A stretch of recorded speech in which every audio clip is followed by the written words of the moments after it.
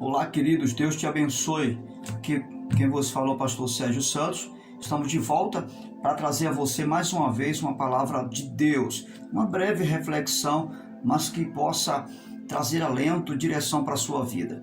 Quero com você ler um texto bíblico no Evangelho segundo escreveu Marcos, capítulo 1, verso 15. Só que antes quero convidar você para orar. Tudo começa bem quando começamos com oração. Deus, em nome de Jesus, te louvamos pela bênção de poder orar e de poder orar com este Senhor, esta senhora, esse jovem, essa jovem, quem sabe essa criança. Mas obrigado, Senhor. Abençoe este momento e que tudo que ela possa ouvir seja de bênção e venha transformar, direcionar a sua vida em nome de Jesus. Diga amém. Deus te abençoe. Muito bem. Se porventura você ainda não é amigo do canal, se inscreva no canal, deixe o seu like, ative o sininho de notificações e o YouTube estará sempre avisando você, comunicando que você recebeu uma nova palavra de Deus no seu aparelho. Marcos, capítulo 1, versículo 15. Disse Jesus: o tempo é chegado, dizia ele, o reino de Deus está próximo, arrependam-se e creiam nas boas novas. Eu quero tematizar essa reflexão com a seguinte expressão: a teocracia de Deus. Você já ouviu falar em teocracia? É uma palavra que não é muito mencionada nos dias de hoje, mas no Antigo Testamento era o estilo de governo que havia entre Deus e o seu povo, ou seja, é o governo de Deus. A expressão do grego é formada de duas palavras. A primeira, teo, que significa Deus, e a segunda, kratos, que significa governo. Então, juntando as duas palavras, vamos ter o governo de Deus. Só que teocracia no português não tem essa ideia. É entendido como um homem governando o povo em nome de Deus ou em nome de uma divindade. No português, teocratos é entendido dessa forma, ok? Só que não é exatamente isso que teocracia, certo, quer dizer. Está falando de um ser governado por Deus. É um ser humano governado por Deus, ok? Só que do ponto de vista do Evangelho, nós vamos ver que a proposta do Evangelho é muito diferente. A proposta do Evangelho não é que o homem seja governado por Deus e que tenha um intermediário nesse sentido. Porque você vai ver que no Antigo Testamento os judeus tinham intermediários entre eles e Deus.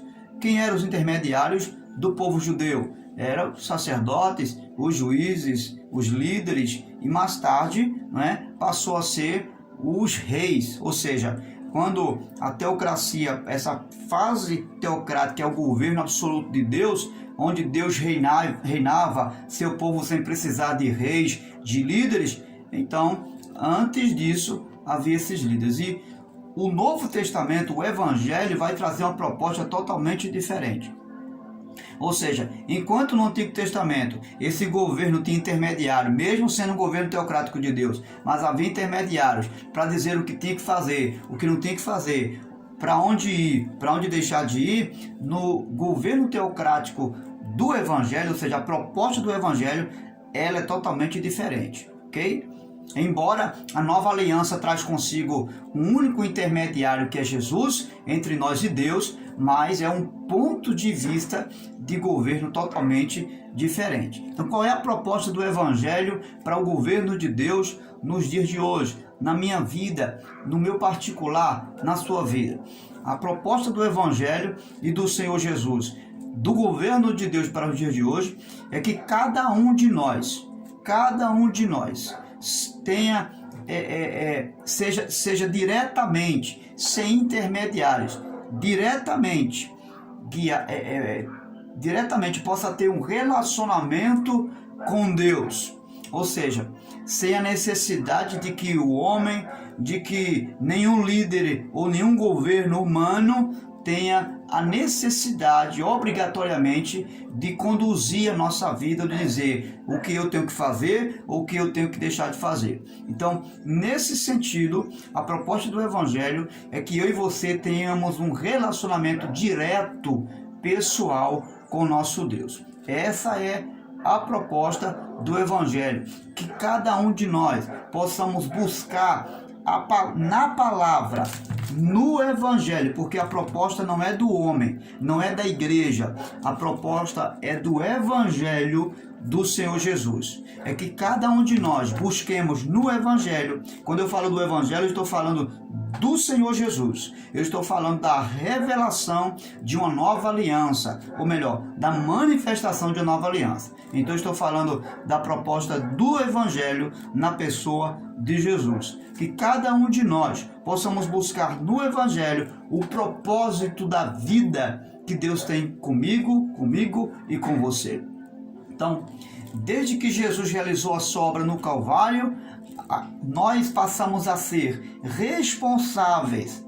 Uma vez que aceitamos esse sacrifício, passamos a ser responsáveis pelos nossos atos, pelo nosso chamado, pelo nosso ministério, por cumprir a vontade de Deus segundo a sua palavra. E não precisamos agora que A, que B venha dizer o que temos ou que não temos que fazer. Por quê? Porque a responsabilidade agora é pessoal, ou seja, eu tenho um relacionamento agora direto com Deus e Deus comigo, é claro, por meio de uma nova aliança chamada Jesus Cristo. Mas a responsabilidade agora cabe a mim. Eu não preciso estar sendo conduzido e nem direcionado por homens ou por nenhuma concessão de ordem humana, mas diretamente pela palavra do Evangelho. A responsabilidade de buscar a Deus está nas minhas mãos.